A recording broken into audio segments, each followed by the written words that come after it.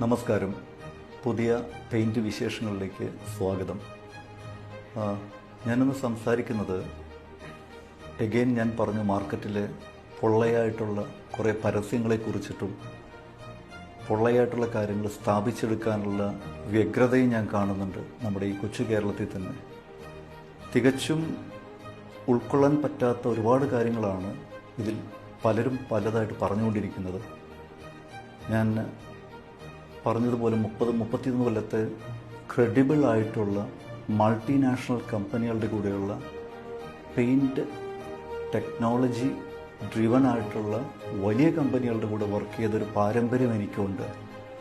ഇന്ന് ഞാൻ കാണുന്നത് കേരളത്തിലുള്ള പല പെയിൻറ്റ് കമ്പനികളും അത് വളരെ സ്മോൾ സ്കെയിൽ ലെവലിലുള്ള കമ്പനികൾ പറഞ്ഞു. German technology, Switzerland technology, then you name it, Greenland technology or Austrian technology. I just don't understand.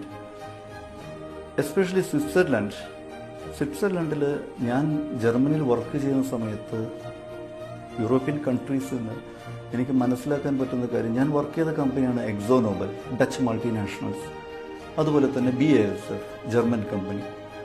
അവരാണ് സ്വിറ്റ്സർലൻഡിൽ ഡോമിനേറ്റ് ചെയ്തിട്ട് പെയിൻറ്റ് സപ്ലൈ ചെയ്യുന്ന 2 കമ്പനികൾ.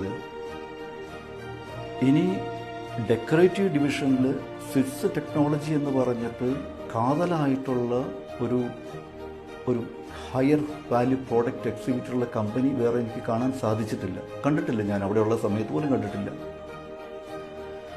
ഇവിടെ വളരെ പരിതാപകരമായിട്ടുള്ളൊരു കാര്യം എന്താണെന്ന് വെച്ച് കഴിഞ്ഞാൽ, ജർമ്മനിയും സ്വിറ്റ്സർലൻഡും ഗ്രീൻലാൻഡും ഓസ്ട്രിയയും ഒക്കെ ഭൂപടത്തിൽ മാത്രം കണ്ടിട്ടുള്ളവരാണ് ഈ ടെക്നോളജിയിൽ പെയിൻറ് ഉണ്ടാക്കി ഈ ടെക്നോളജിയിൽ പെയിൻറ് മാർക്കറ്റ് ചെയ്യുന്നുള്ള അവകാശവാദം ഉന്നയിക്കുന്നത്.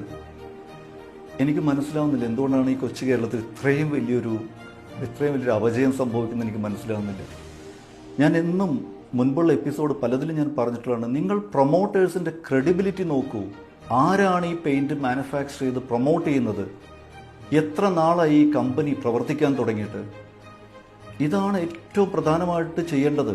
അതല്ലാതെ പരസ്യവാചകങ്ങളോ വലിയ വ്ളോഗർമാരുടെ പരസ്യങ്ങളോ കേട്ട് മാത്രം ചില വ്ളോഗേഴ്സ് വളരെ ഭംഗിയായിട്ട് ചെയ്യുന്നവരുണ്ട്. കാര്യങ്ങൾ വസ്തുനിഷ്ഠമായിട്ട് പഠിച്ച് ആ കമ്പനിയുടെ പരസ്യം പറയുന്ന ഒരുപാട് വ്ളോഗേഴ്സ് ഉണ്ട്. ഇതൊന്നും അറിയാതെ താൻ പറയുന്നത് ശരിയെന്ന് സ്ഥാപിച്ചെടുക്കാൻ ശ്രമിക്കുന്ന പലരും ഉണ്ട്.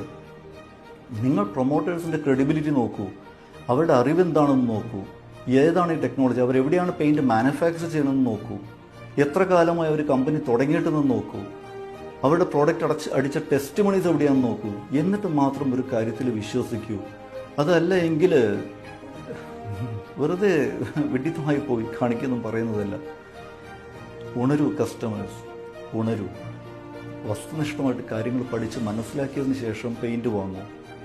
കാരണം ഇന്നത്തെ സാഹചര്യങ്ങളിൽ എന്തും ആരും എങ്ങനെയും പറഞ്ഞ് പെയിൻറ്റ് വിൽക്കുന്നു. പെയിൻറ്റ് ഫീൽഡിലാണ് ഞാൻ ഇതുപോലത്തെ ഒരു അൺഫോർച്ചുനേറ്റ് ആയിട്ടുള്ളൊരു സിറ്റുവേഷൻ ഞാൻ കാണുന്നത്.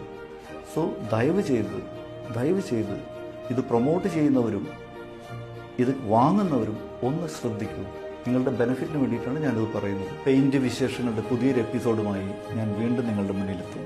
നിങ്ങൾക്ക് കൂടുതലായി എന്തെങ്കിലും അറിയണമെന്ന് ആഗ്രഹമുണ്ടെങ്കിൽ കമൻറ്റ് ബോക്സിൽ കമൻറ്റ് ചെയ്തോളൂ, ഞാൻ റിപ്ലൈ തരാം. പെയിൻറ്റ് വിശേഷങ്ങളുമായി വീണ്ടും തുടരും. Thank you.